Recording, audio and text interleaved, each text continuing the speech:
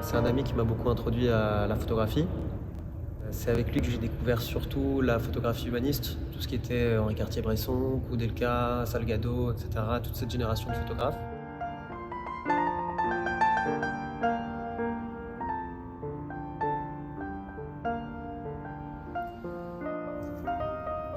Donc, j'ai commencé la photo quand j'avais à peu près 21 ans, quand je suis parti au Kazakhstan pendant un an. Et c'est la première fois où je me suis dit il faut que je fasse de la photographie parce que j'allais très loin, j'allais voir des choses que j'avais jamais vues. Donc j'ai commencé à faire cette démarche d'archivage qui est restée très importante. Et en fait, travailler sur pellicule et photographier au quotidien, pour moi en tout cas, c'est surtout une démarche de mémoire palpable, d'enregistrement de ses souvenirs sur une surface sensible.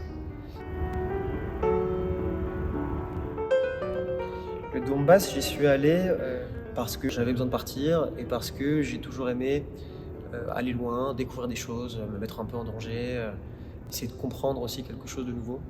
Et là, en l'occurrence, au départ du voyage, je me suis dit, c'est une expérience que chaque personne devrait peut-être pouvoir connaître, de voir ce que c'est la guerre, en tout cas surtout quelque chose d'aussi familier qu'on voit à travers la télévision, l'ordinateur, les récits, etc. Aller la voir par soi-même. Je suis parti avec 4 autres photographes journalistes qui travaillaient pour différentes rédactions et je me suis dit que j'allais documenter leur reportage de guerre. Comment est-ce que 4 jeunes journalistes partent sur leur premier front, et je voulais illustrer ça. Et en fait, sur place, en y allant, au fur et à mesure, en prenant des photos, je me suis rendu compte que non, il fallait que je photographie ce qui se passait et je photographiais aussi mes collègues qui étaient présents. Mais en fait, le plus important, c'était plus ce que j'avais sous mes yeux à ce moment-là. Et c'est là, du coup, que j'ai vraiment commencé à travailler sur le sujet et que ce projet Paria a commencé à doucement prendre forme.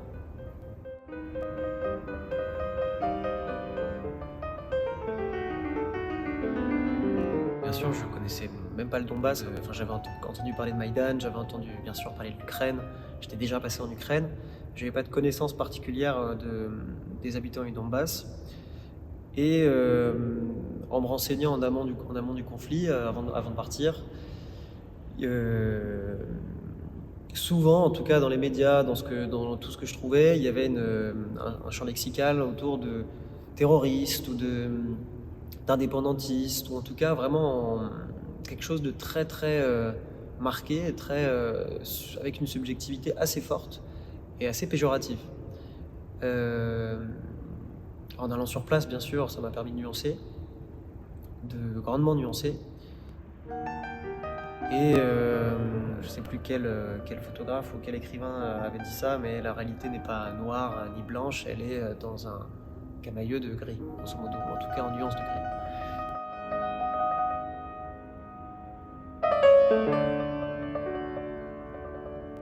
Sur place, d'abord on a rencontré Sergueï, notre chauffeur, qui figure aussi dans le livre, qui, un peu comme tous les gens que j'ai rencontrés là-bas, est un déraciné, quelqu'un qui, à cause de la guerre, a dû changer de métier, a dû changer de maison, a dû changer de mode de vie.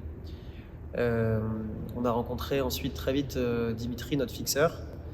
Et du coup, c'est grâce à Dimitri qu'on a pu rencontrer toutes les personnes, ou quasiment toutes les personnes qui sont présentées dans ce projet. D'abord, du coup, des gens qui venaient de Donetsk, mais aussi des étrangers. Du coup, comme Christelle, qui était une Française, qui s'occupait du service de communication de la République populaire de Donetsk, et qui, elle, nous a présenté tout un tas de personnes. François, un autre Français chanteur d'opéra qui s'était installé là depuis le début de la guerre, d'autres soldats qu'on a pu rencontrer, des Français, des Hollandais, toutes ces personnes un petit peu venues de l'étranger, des Serbes, des Turcs, enfin bref, vraiment une foule de personnes qui sont venus s'installer là ou combattre pour cette cause-là, et qui sont les parias dont je parle dans ce livre-là. Parce que ça m'a semblé assez déroutant de voir des gens quitter un confort. Par exemple, il y avait un garçon auquel je pouvais très bien m'identifier, qui avait 27 ans, qui travaillait dans le sud-ouest de la France, et qui du jour au lendemain s'est dit je quitte ma famille, je quitte toute ma vie, et je vais combattre et monter une légion étrangère à Donetsk. D'autres personnes comme Russell, l'américain, qui lui, en plus a une grande publicité, il a son émission sur YouTube, il passe sur Vice, etc. Et d'autres personnes viennent clairement pour la guerre, d'autres personnes viennent pour l'argent. J'ai pu voir d'autres personnes viennent pour aider aussi, tout simplement par souci humanitaire. Beaucoup de personnes viennent par souci humanitaire aussi, parce qu'il y a une catastrophe humanitaire.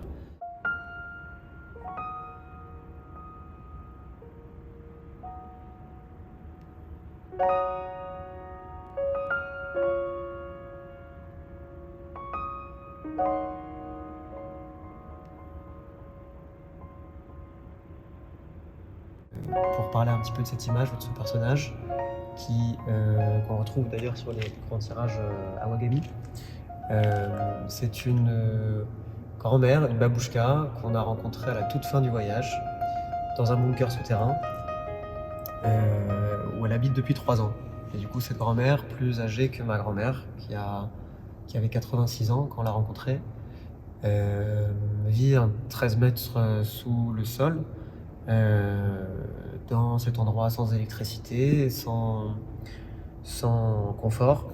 Et ça fait partie de ces personnages qui m'ont pas mal touché, où j'ai voulu les faire apparaître, surtout pour raconter leur histoire, pour les montrer, et pour montrer ces moments un petit peu où on était entre quelque chose de difficile et en même temps beaucoup de tendresse.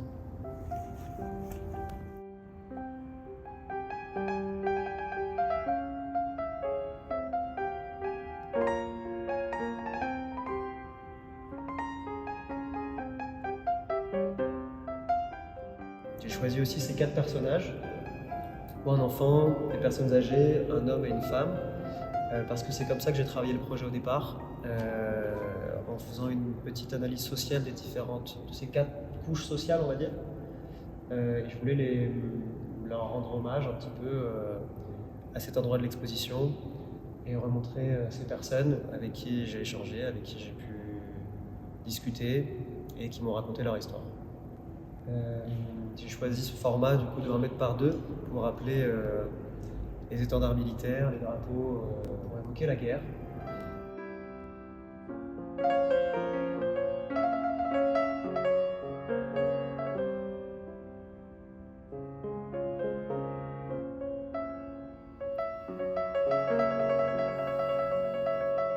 La majorité de ceux que j'ai rencontrés, en tout cas, ils aspiraient vraiment à la paix. Ils aspiraient vraiment à mettre fin à ce conflit d'usure qui dure aujourd'hui depuis 7 ans. Et tous ces gens que j'ai pu croiser, la majorité, en fait, c'est comme des gens normaux qui avaient envie de retrouver leur famille, d'avoir une vie normale avec un travail, et surtout d'arrêter de voir des gens mourir et des gens violés ou des gens tués, enfin, ou des enfants aller en école militaire, etc. Parfois, j'ai pu avoir des moments qui, dans un système, peuvent dérouter, surtout les enfants dans le club militaire, en me questionnant comment, même en étant censé, même en étant dans ce cadre-là, est-ce qu'on peut sacrifier l'enfance des enfants et les mettre avec une Kalachnikov dans les mains, tout simplement. Donc, il y a des moments comme ça qui sont très questionnables, mais ma posture, en tout cas, elle a été de faire un pas de recul, parce que leur réalité est, selon moi, très difficile à comprendre.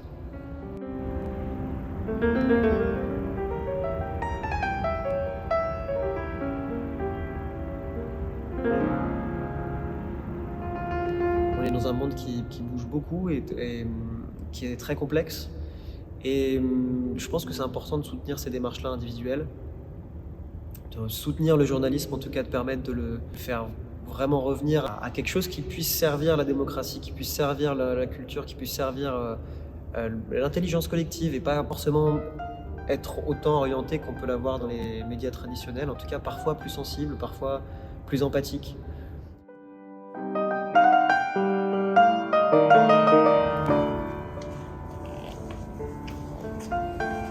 J'ai très heureux de présenter les images du projet Paria qui ont été tirées par Fred Goyot et par François Leblanc à Monopole.